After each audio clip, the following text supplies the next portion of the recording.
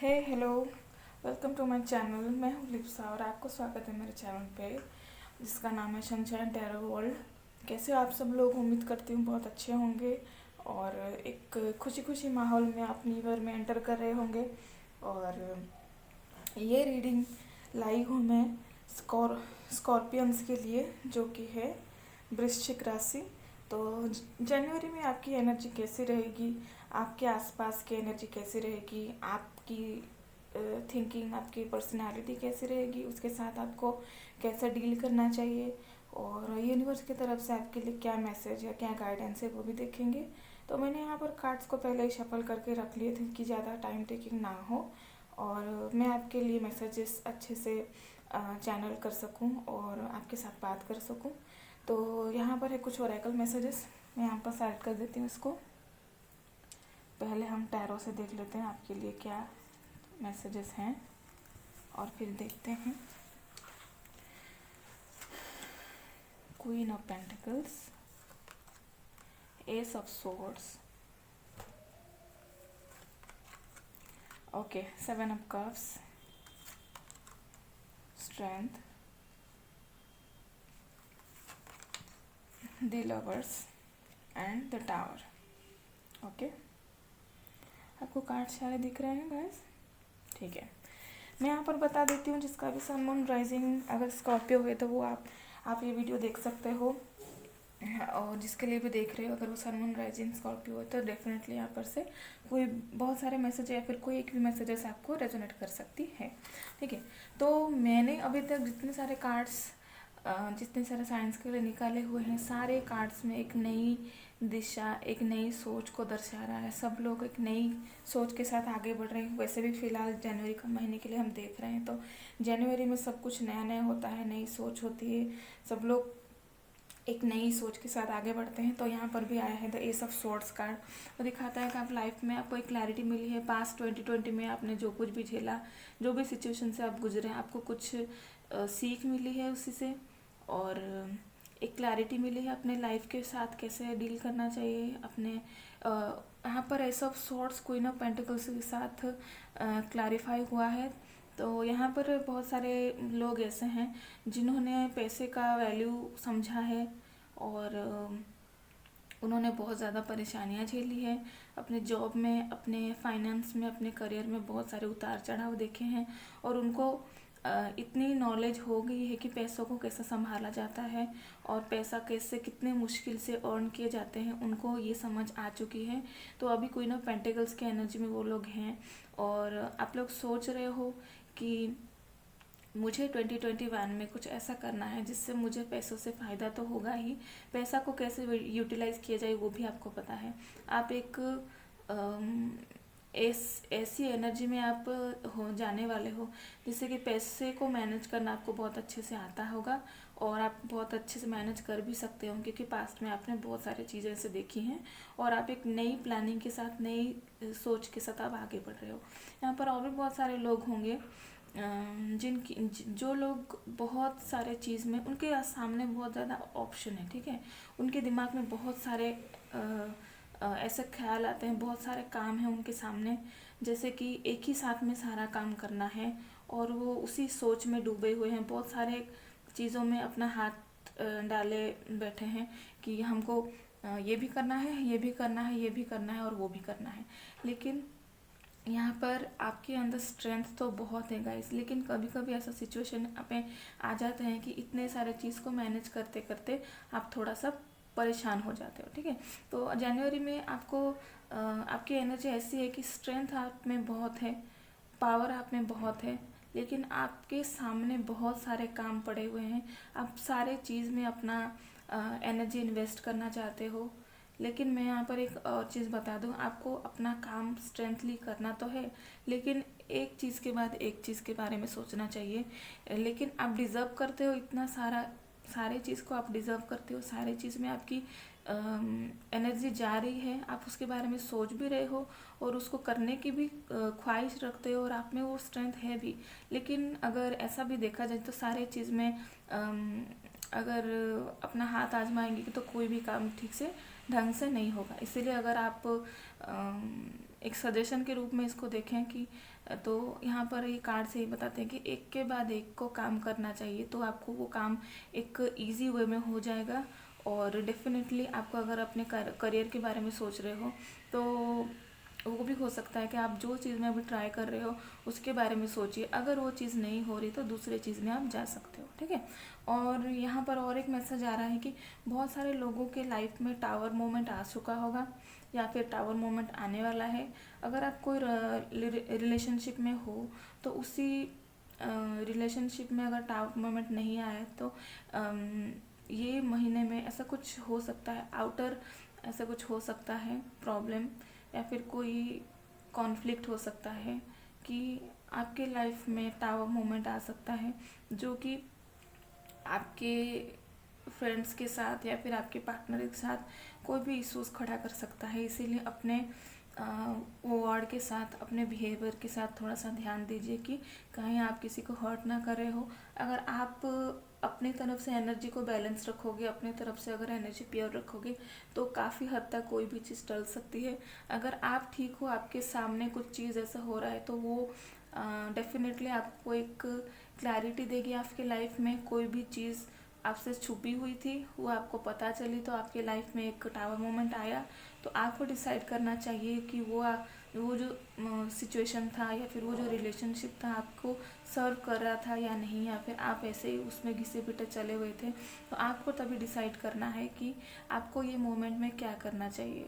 Decide करना आप ही को है। हम यहाँ पर बस एक गाइडेंस देते हैं आपको कि आपके लाइफ में कौन सा एनर्जी आने वाला है, कौन सी एनर्जी काम कर रही है। लेकिन ऐसा बहुत सारे लोगों के साथ हो सकता है या फिर हो चुकी है कि आपके लाइफ में यहाँ पर बहुत सारे ब्लैक ब्लैक चीज़ दिखाई दे रही है, लेकिन यहाँ पर देखिए बहुत सारी येलो चीज़ दिखाई दे रही है। येलो कलर यहाँ पर दिखाता है स्ट्रेंथ को, पावर को, प्रॉस्पेरिटी को। आप में अंदर बहुत ज़्यादा स्ट्रेंथ है और आप अगर अपनी स्ट्रेंथ को, अपने दिमाग को क्लियर रखेंगे तो आप ये सिचुएशन से बहुत जल्दी बाहर निकल के आ सकते हैं, ठीक है। यहाँ पर मैं मैसेजेस देख लेती हूँ ओरेकल कार्ड से। ये मेजर अरकाना कार्ड है। यहाँ पर है डेथ। यहाँ पर डेफिनेटली आपके लाइफ में कोई अगर टावर मोमेंट आएगा तो आपको एक क्लैरिटी मिलेगी। विद द डेथ कार्ड मुझे ये लग रहा है कि आपको जो भी छुपी हुई चीज़ थी उसमें पता चलेगा कि आपके साथ क्या हुआ, और एक साइकिल एंड होगा। और डेथ कार्ड से यही मुझे फील हो रहा है कि आपको एक क्लैरिटी मिलेगी, आपको कुछ सच्चाई का पता चलने वाला है। आपके लाइफ में ऐसा कुछ सिचुएशन आएगा, बहुत सारी छुपी हुई चीज़ आपके सामने आएंगी, बहुत सारी चीज़ आपके सामने उजागर होंगी। और विद द फूल कार्ड, ये फूल कार्ड ये बताता है कि आपको इसके बाद आपको किसी की परवाह नहीं रहेगी। आप अपने लाइफ में एक नई क्लैरिटी के साथ आगे बढ़ रहे हो और बढ़ोगे भी। आपको इसी एनर्जी में रहना चाहिए, लेकिन सोच विचार करने के बाद कोई भी चीज़ में अचानक से डूब जाना, कोई भी चीज़ को अचानक से स्टार्ट करना, ये अच्छी बात नहीं। सोच विचार करके अपने स्ट्रेंथ को पहचान के किस चीज़ में आपको ज़्यादा क्लैरिटी है, किस चीज़ में आप ज़्यादा पावरफुल हो, किस चीज़ में आपको ज़्यादा काम करने में आपकी स्ट्रेंथ काम करे, उसी चीज़ के बारे में सोच के आपको आगे बढ़ना चाहिए। यहाँ पर मोनोलॉजी कार्ड से देख लेते हैं the end of A tough cycle approaches. यहाँ पर एंडिंग की बहुत ज़्यादा एनर्जी है, आपके लाइफ में कुछ एनर्जी एंड हो रही है और उसी के लिए आपको तैयार रहना चाहिए मेंटली।